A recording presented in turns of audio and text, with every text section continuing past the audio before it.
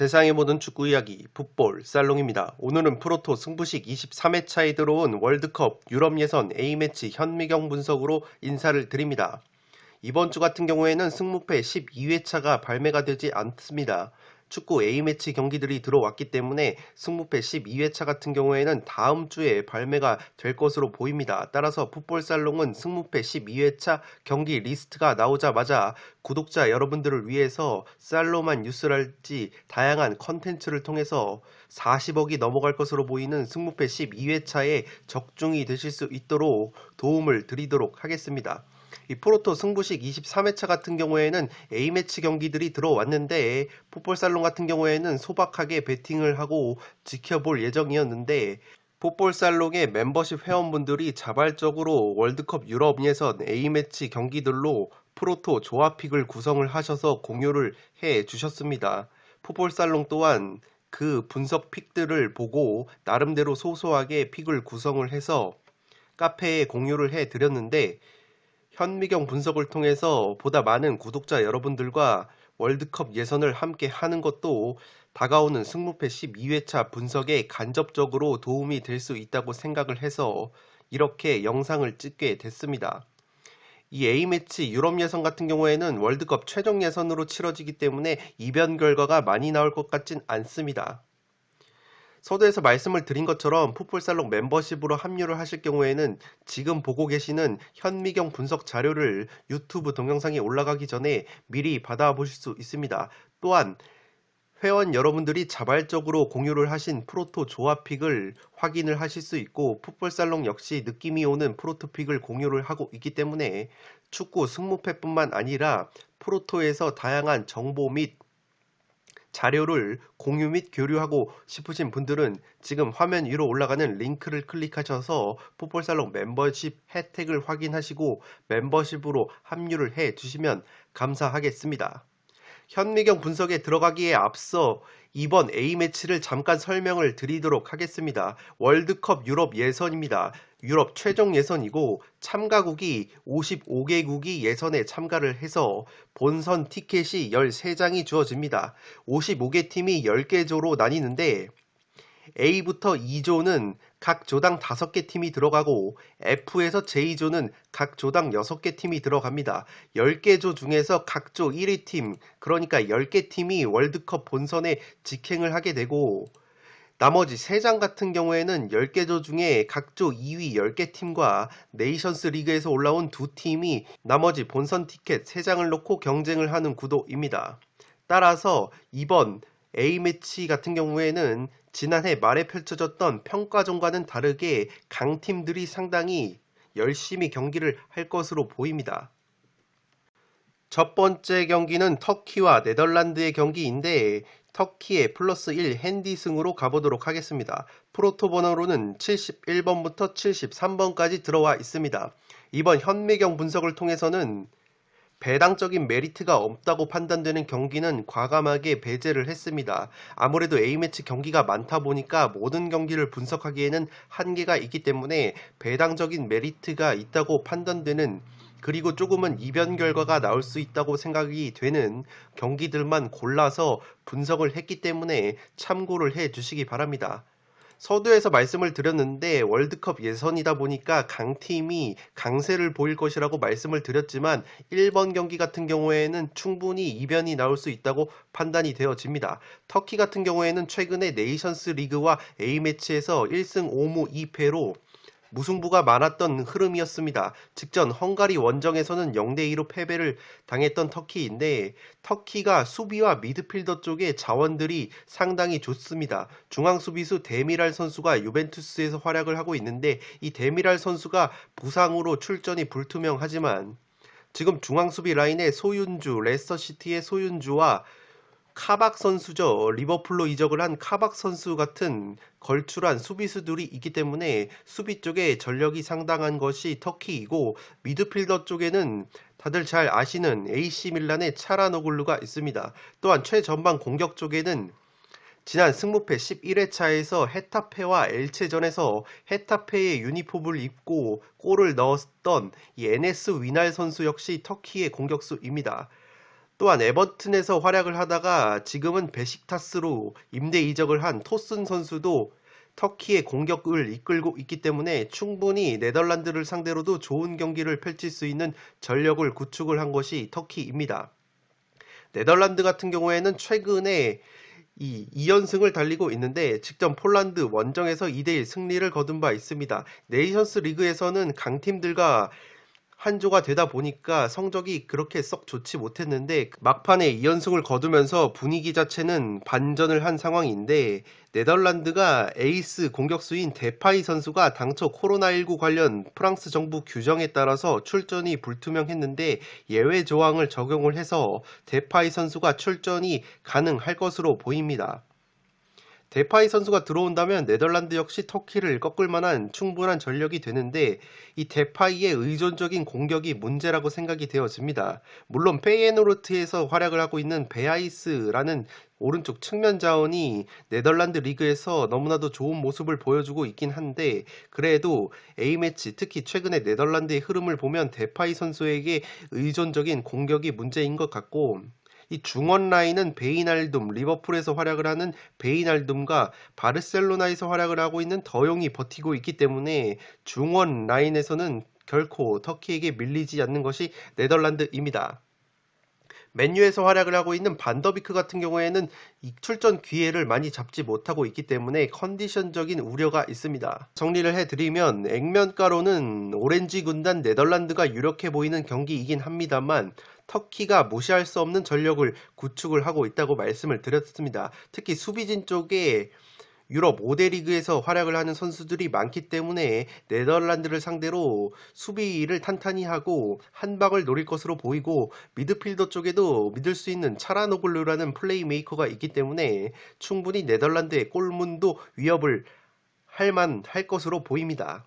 네덜란드 같은 경우에는 젊은 선수들이 많이 들어오긴 했는데 완벽한 세대 교체는 이루지 못한 것 같습니다. 공격 쪽에서 여전히 데파이 선수에게 의존을 하는 경향이 있고, 이 토트넘의 베르바인 선수 역시 측면 자원으로서 하나의 공격 옵션이라고 볼 수 있겠는데, 소속팀 토트넘에서 컨디션 자체가 좋지 못하기 때문에 기대를 걸만할 것 같진 않고, 데파이 선수가 당초 코로나19 관련 규정으로 출전이 불투명했지만 네덜란드로서는 데파이 선수가 출전이 가능해진 것은 상당히 플러스적인 요소라고 보여집니다.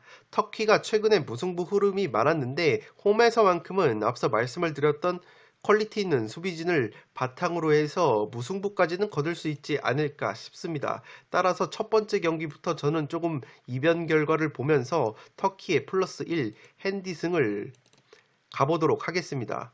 항상 프로토 같은 경우에는 복식 투포를 잡을 수 없기 때문에 투트랙 전략을 쓰라고 말씀을 드립니다.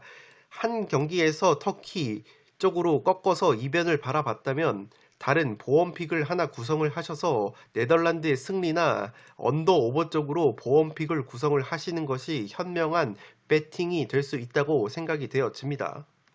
두 번째 경기는 세르비아와 아일랜드의 경기인데, 세르비아의 일반 승리와 2.5 언더를 추천드리도록 하겠습니다. 세르비아 같은 경우에는 최근에 네이션스 리그에서 그렇게까지는 좋지 못했습니다. 1승 3무 2패로 직전 러시아와의 홈경기에서 5대0 대승을 거뒀지만 네이션스 리그에서는 기대 이하의 성적을 거뒀습니다. 압도적인 중원 자원이 압권이라고 볼 수 있는데, 이 막시모비치, 헤타페에서 활약을 하는 막시모비치를 필두로 해서 헤르타 베를린의 라도니치, 아약스의 타디치, 라치오의 밀린코비치, 사비치, 프랑크푸르트의 에이스 필립 코스티치까지 포진을 한 세르비아의 중원 라인이기 때문에 충분히 아일랜드를 상대로 압도적인 중원 퀄리티를 앞세워서 승리를 가져갈 수 있지 않을까 싶습니다. 최전방에는 마무리가 가능한 루카 요비치와 블라호비치가 있기 때문에 골 결정력까지 갖춘 것이 세르비아이고, 이 기존에는 대표팀에서 풀럼에서 활약을 하는 미트로비치 선수가 이 주전으로 나왔었는데, 최근에 미트로비치 선수가 컨디션 자체가 좋지 못하기 때문에 컨디션이 좋은 프랑크푸르트의 요비치 선수와 피오렌티나의 블라호비치 선수가 둘 중 한 명이 선발로 나서지 않을까 싶습니다. 아일랜드 같은 경우에도 중원과 수비 쪽에 프리미어리그에서 뛰는 선수들이 대거 포진을 해 있습니다. 수비수로는 오셰이 선수, 웨스트브롬에서 활약을 하는 오셰이와 뉴캐슬에서 활약을 하는 클라크, 다들 잘 아시는 에버튼의 캡틴 콜먼까지 있기 때문에 수비 쪽에는 탄탄한 전력을 구축을 한 것이 아일랜드이고, 미드필더 쪽에도 제프 핸드릭이라는 뉴캐슬에서 활약을 하는 선수가 스쿼드에 들어와 있고, 로비 브레디, 번리에서 활약을 하는 로비 브레디, 웨스트브롬의 칼럼 로빈슨까지 스쿼드를 구축을 한 아일랜드이기 때문에 중원과 수비 밸런스 자체는 탄탄합니다. 그런데 아일랜드가 최근에 A매치에서 너무나도 좋지 못한 흐름을 이어가고 있습니다. 스티븐 케니 감독 체제에서 부진한 모습을 보이고 있는 것이 아일랜드인데, 최근 네이션스 리그 포함해서 3무 4패로 승리가 없고 7경기에서 무려 2골밖에 넣지 못하는 빈공이 문제입니다.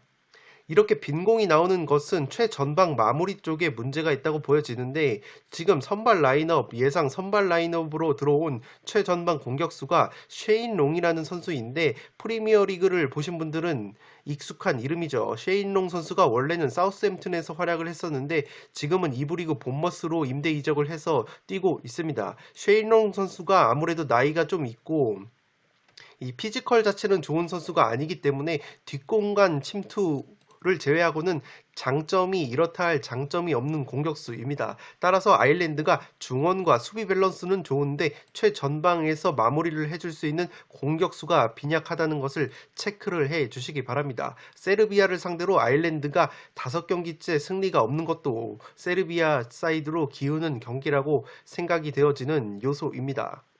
살롱 코멘트에서 정리를 해드리면, 세르비아가 중원의 퀄리티가 어마어마하다고 말씀을 드렸습니다. 공격 마무리 역시 블라호비치와 요비치가 있기 때문에 문제가 없는 것이 세르비아이고, 반대로 아일랜드 같은 경우에는 중원과 수비 쪽에 프리미어리그에서 뛰는 선수들이 많이 포진을 하고 있기 때문에 중원과 수비 밸런스 자체는 좋을 것으로 보입니다. 다만 쉐인 롱 같은 선수들이 있는 최전방 공격 마무리가 문제이기 때문에 세르비아를 상대로 골문을 열 수 있을지는 의문입니다.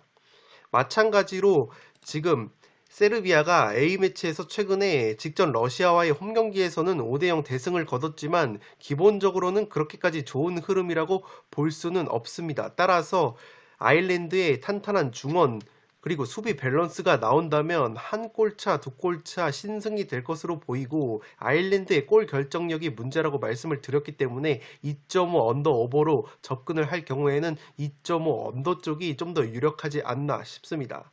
따라서 두 번째 경기 세르비아와 아일랜드의 경기는 세르비아의 일반 승리와 더불어서 2.5 언더를 추천드리도록 하겠습니다. 3번 경기는 핀란드와 보스니아의 경기인데, 핀란드의 일반 승리와 2.5 언더로 가보도록 하겠습니다. 프로토 번호로는 77번부터 79번까지 들어와 있습니다. 이 두 팀의 경기가 개인적으로는 가장 아리까리한 매치라고 생각이 되어집니다. 지금 피파 랭킹을 보시면 아시겠지만 핀란드가 피파 랭킹이 55이고 보스니아가 한 단계 아래인 56위이기 때문에 상당히 팽팽한 매치가 예상이 됩니다. 그럼에도 불구하고 핀란드 쪽을 바라보고 싶은 이유는 핀란드가 최근에 보스니아보다는 확실히 분위기가 좋습니다. 네이션스 리그 B 그룹 4에서 아쉽게 2등을 차지했습니다. 웨일즈에 밀려서 2위를 차지한 핀란드이고, 지난해 A매치 경기에서 프로토를 구매하셨던 분들은 기억이 나시겠지만 핀란드가 프랑스와의 친선 경기에서 2대0 깜짝 승리를 거둔 바 있습니다. 물론 프랑스가 주전급 자원들이 대거 선발 라인업에서 빠졌었기 때문에 핀란드가 승리를 거둘 수 있었다고 보여지지만, 그럼에도 불구하고 핀란드가 프랑스까지 꺾은 저력이 있는 팀이기 때문에 충분히 보스니아를 상대로도 좋은 경기를 할 수 있을 것으로 생각이 되어집니다. 특히 홈에서 좋은 성적을 거두고 있는 것이 핀란드인데 최근 홈에서 펼쳐졌던 14경기 중에서 무려 11승을 거뒀고 그 11승 승리를 거둔 경기에서 짠물 수비를 보여준 것이 핀란드입니다. 따라서 홈에서만큼은 그 어떤 팀을 상대해도 쉽게 실점을 하지 않는 것이 핀란드라는 점을 체크를 해 주시기 바랍니다. 주전 골키퍼인 레버쿠젠의 흐라데키 선수가 부상으로 아웃된 것은 아쉽다고 할 수 있는데 이 핀란드의 최전방 공격을 이끌고 있는 것이 잉글랜드 2부 리그로 떨어진 노리치 시티의 공격수 티무 푸키 선수입니다. 프리미어리그를 보셨던 분들에게는 익숙한 이름인데 이 푸키 선수가 프리미어리그 승격 이후에 깜짝 센세이셔널한 활약을 보여줬다가 푸키 선수가 중후반기에 부진하면서 노리치 시티가 승격 한 시즌 만에 다시 2부 리그로 강등이 되는데 2부 리그에서 푸키 선수가 날아다니고 있습니다. 올 시즌 2부 리그에서 무려 22골을 넣고 있기 때문에 최근에 경기력 자체가 너무나도 좋은 티무 푸키를 앞세워서 충분히 보스니아의 수비진을 공략할 수 있지 않을까 싶습니다.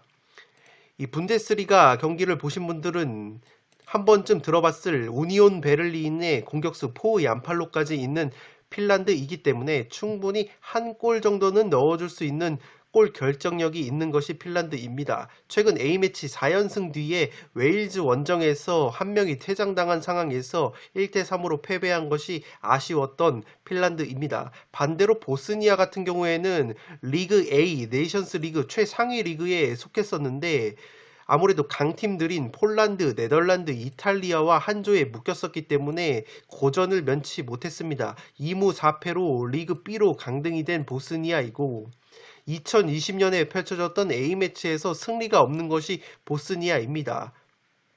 북아일랜드와의 유럽 대회 플레이오프에서도 패배를 했던 보스니아이기 때문에 핀란드와 비교해봤을 때는 A매치 흐름이 너무나도 좋지 못한 것이 보스니아입니다. 보스니아의 베테랑 오른쪽 측면 자원인 비스카 선수가 결장이 예상되기 때문에 전력 누수가 있는 것이 보스니아이고 최근에 보스니아의 베테랑 공격수 에딘 제코 선수가 소속팀에서 감독과의 불화설로 경기를 출전하지 못하다가 최근에 다시 경기에 조금씩 나오고 있는데 에딘 제코 선수의 컨디션이 매우 떨어졌습니다. 또한 바르셀로나에서 활약을 하고 있는 피아니치 선수도 핵심 미드필더라고 볼 수 있는데 피아니치 선수 역시 주전 경쟁에서 밀리면서 이 에딘 제코와 피아니치라는 에이스 두 명이 경기력 자체가 좋지 못한 것도 체크를 해 두시기 바랍니다.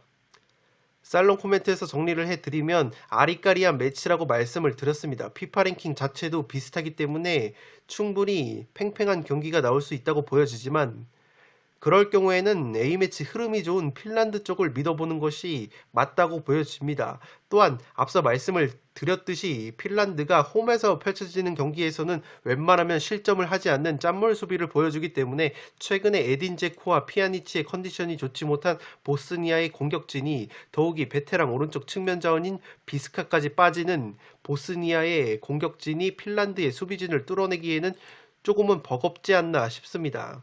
반대로 핀란드 같은 경우에는 티모 푸키 선수의 골 결정력이 최근에 너무나도 좋고 우니온 베를린에서 활약을 하는 포 얀팔로라는 공격수도 있기 때문에 최전방에서 한 골 정도는 넣어줄 수 있는 결정력이 있다고 보여집니다. 홈에서 치른 14경기 중에서 핀란드가 11승을 최근에 거뒀는데 그 승리를 한 경기에서는 실점이 없었다고 합니다. 따라서 핀란드가 또다시 특유의 홈에서의 짠물 수비를 보여준다면 컨디션이 저하된 보스니아의 공격진을 막아내면서 충분히 한 골차 꼬역승은 거둘 수 있지 않나 싶습니다.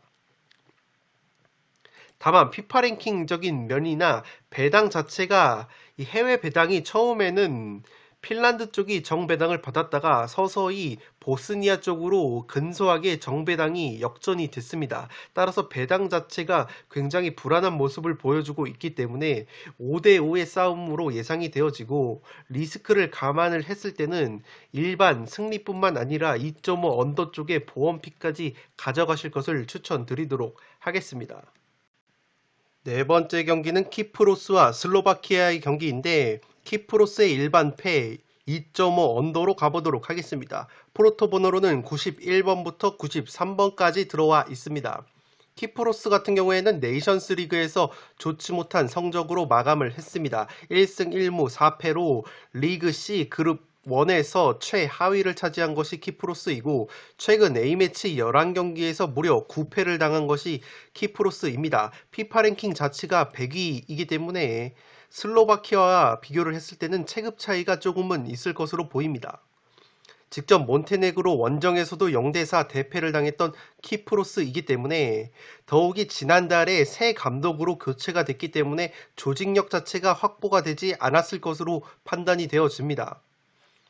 슬로바키아 같은 경우에는 최근에 네이션스 리그에서 1승 1무 4패로 키프로스와 마찬가지로 최하위로 처졌습니다. 리그 B 그룹 2에서 최하위에 처진 것이 슬로바키아이고 직전 체코 원정에서도 0대2 패배를 당했던 슬로바키아이기 때문에 슬로바키아 역시 A매치에서는 그렇게까지 분위기가 좋지 못합니다. 따라서 슬로바키아 같은 경우에는 골문을 뉴캐슬에서 활약을 하고 있는 두브라브카 골키퍼가 지킬 것으로 보이고 인터밀란의 수비수 슈크리니아르 같은 선수들이 있기 때문에 탄탄한 수비진이 돋보입니다. 따라서 키프로스의 공격진이 유럽 5대 리그에서 활약을 하고 있는 선수들이 대거 포진을 한 슬로바키아의 수비진을 뚫어내기에는 역부족이라고 보여지고 키프로스를 상대하는 슬로바키아의 공격진 같은 경우에는 최전방 쪽에는 이렇다 할 자원이 없지만 중원 퀄리티가 좋은 것이 슬로바키아입니다. 쾰른에서 활약을 하고 있는 욘드레이 두다 선수가 있고 나폴리에서 활약을 하고 있는 로보트카라는 미드필더가 있습니다. 또한 파르마에서 최근에 6골 2도움이나 올려주고 있는 34살의 베테랑 미드필더 쿠츠카 선수까지 있는 슬로바키아이기 때문에 충분히 최전방 마무리가 부족하지만 중원 쪽의 퀄리티를 앞세운다면 한 골차 꾸역승까지는 가능할 것으로 보입니다. 다만 슬로바키아의 상징이라고 볼 수 있는 베테랑 미드필더 마렉 함식 선수는 이번에 대표팀 명단에서 빠졌습니다. 살롱 코멘트에서 정리를 해드리면 네이션스 리그에서 최근에 키프로스가 1승밖에 거두지 못했고 슬로바키아 역시 1승밖에 거두지 못했기 때문에 기본적으로 두 팀의 컨디션이 좋지 못하다는 점에서 2.5 언더 쪽이 상당히 유력할 것으로 보입니다. 키프로스는 피파 랭킹이 100위인데 지난달에 감독이 새로 왔기 때문에 조직력 자체가 확보가 되지 않았을 것으로 보이고 슬로바키아 같은 경우에는 최근에 A매치에서 흐름이 좋지 못했지만 그래도 조직력 자체는 있는 팀이기 때문에 키프로스에게 덜미를 잡힐 것 같진 않습니다. 키프로스 쪽을 볼 수 있는 유일한 근거로는 지금 과거의 2009년 친선 경기에서 슬로바키아에 3대2로 승리를 거뒀다는 좋은 기억이 있다는 점밖에 없을 것 같고 앞서 말씀을 드렸던 것처럼 슬로바키아의 수비진에는 골문에는 뉴캐슬의 골키퍼 두브라브카가 있고 인터밀란에서 활약을 하는 슈크리니아르 같은 중앙 수비수가 있기 때문에 키프로스의 공격진들로는 슬로바키아의 수비진을 뚫어내기에는 버거워 보이는 것이 현실입니다. 다만 슬로바키아의 정신적 지주라고 볼 수 있는 마렉 함식 선수가 이번 대표팀에서 빠졌기 때문에 그러한 부분은 조금은 리스크라고 볼 수 있겠지만 함식 선수 외에도 제가 앞서 말씀을 드렸던 욘드레이 두다 쿠츠카 같은 선수들이 있기 때문에 충분히 중원 공백을 메워줄 수 있을 것으로 보입니다. 따라서 4번 경기는 키프로스의 일반 패배와 2.5 언더 투트랙 접근을 추천드리도록 하겠습니다. 다섯 번째 경기는 슬로베니아와 크로아티아의 경기인데 슬로베니아의 일반 패배와 2.5 오버로 가보도록 하겠습니다. 프로토 번호로는 94번부터 96번까지 들어와 있습니다. 최근에 슬로베니아가 A매치와 네이션스 리그에서 분위기가 좋습니다. 5승 3무 무패를 달리고 있고 직전 그리스 원정에서는 0대0 무승부를 거둔 것이 슬로베니아입니다. 피파 랭킹 면에서는 확실히 크로아티아가 압도적인 모습을 보여주고는 있는데 주요 선수로는 골키퍼가 아틀레티코 마드리드에서 활약을 하는 얀 오블락이 골문을 지키고 있습니다. 또한 공격수로는 아탈란타의 공격수 일리치치가 있는 슬로베니아이기 때문에 공수에서 탄탄한 전력을 갖춘 것이 슬로베니아입니다. 크로아티아 같은 경우에는 슬로베니아와 반대로 A매치 흐름이 좋지 못한데 최근 4경기에서 1무 3패를 거두고 있습니다. 네이션스 리그에서 프랑스, 포르투갈, 스웨덴과 리그 A 그룹 3에 속했었기 때문에 성적이 좋지 못했고 1승 5패로 턱걸이 3위로 마감을 했습니다. 그래도 크로아티아 사이드를 보고 싶은 이유는 최근에 레알 마드리드에서 활약을 하고 있는 크로아티아의 에이스 모드리치 선수가 또다시 전성기 못지않은 활약을 보여주고 있고, 첼시에서 활약을 하고 있는 코바치치, 아탈란타의 파샬리치가 있는 중원 라인이 너무나도 좋기 때문에 충분히 슬로베니아를 상대로도 좋은 경기를 할 수 있을 것으로 생각이 되어집니다. 또한 크로아티아의 최전방에는 지금 페리시치와 호펜하임의 에이스 크라마리치가 있고, 모스크바에서 활약을 하고 있는 블라시치라는 선수들이 있기 때문에 충분히 골 결정력이 있는 공격수들이 많다는 점에서 팽팽한 흐름 속에서도 그래도 결과를 가져올 수 있지 않을까 싶습니다. 슬로베니아 역시 최근에 흐름이 너무나도 좋고, 크로아티아가 최근에 A매치 8경기에서 모두 2.5 오버 경기를 했습니다. 7경기에서 실점이 무려 20실점이나 있기 때문에 크로아티아가 수비력이 상당히 불안하다는 점에서 슬로베니아 역시 충분히 골문을 열 수 있을 것으로 보입니다. 따라서 이 경기는 난타전 양상이 벌어질 것 같고, 그렇기 때문에 2.5 언더오버로 접근했을 때는 오버 쪽이 좀 더 유리하지 않나 싶습니다. 살롱 코멘트에서 정리를 해드리면, 슬로베니아가 A매치와 네이션스 리그에서 순항을 했다고 말씀을 드렸지만 어디까지나 리그 C 체급이 낮은 리그에 속했었기 때문에 리그 A에 속한 크로아티아를 상대를 하는 것은 조금은 버거울 수 있다고 보여집니다. 다만 슬로베니아의 골키퍼로는 지금 아틀레티코 마드리드의 얀 오블락이 있고, 공격진에는 아탈란타의 공격수 일리치치가 있기 때문에 클래스가 있는 선수들이 있다는 점에서 결코 무시를 할 수 없는 것이 슬로베니아입니다. 다만 일리치치 선수가 소속팀 아탈란타에서 그렇게까지 좋은 컨디션을 보여주지는 못하고 있고, 오블락 골키퍼 역시 아틀레티코 마드리드에서 변함없는 선방 능력을 보여주고는 있는데 확실히 전성기 때만큼의 활약은 아닌 것으로 보여집니다.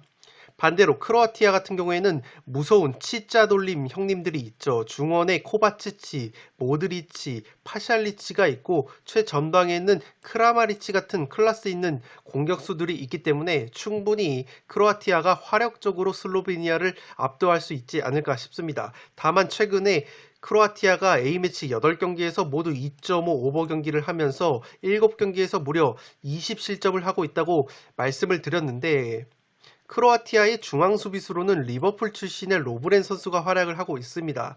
리버풀 당시의 경기를 보신 분들은 아시겠지만 로브렌 선수가 수비를 잘 하다가도 가끔가다 치명적인 미스를 범하면서 실점의 빌미를 제공을 하곤 하는데, 이 로브렌 선수가 포진을 한 크로아티아의 수비 쪽이 약점이라는 점에서 충분히 슬로베니아가 크로아티아의 골문을 열 수 있다고 본다면 이 경기는 난타전 양상이 벌어지면서 그래도 중원과 공격진의 퀄리티에서 앞서는 크로아티아가 충분히 승리까지는 가져올 수 있는 경기라고 생각이 되어집니다. 따라서 슬로베니아의 일반 패배와 2.5 오버 투트랙 접근을 추천드리도록 하겠습니다.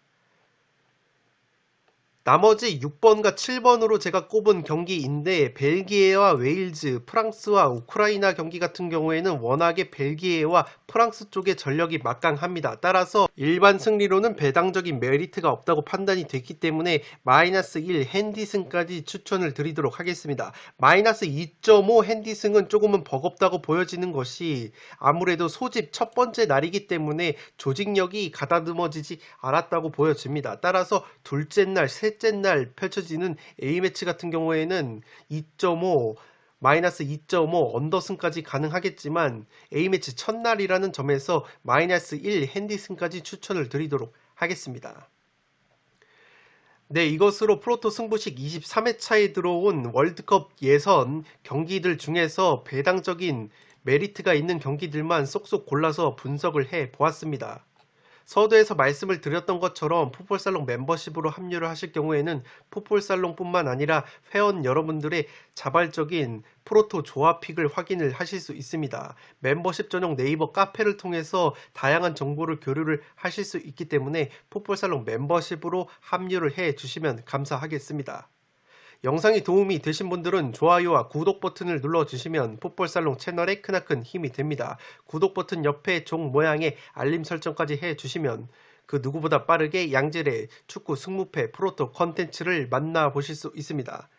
네, 그러면 저는 프로토 승부식 23회차에 들어온 또 다른 A매치 경기 분석으로 돌아올 것을 약속드리면서 이만 물러가 보도록 하겠습니다.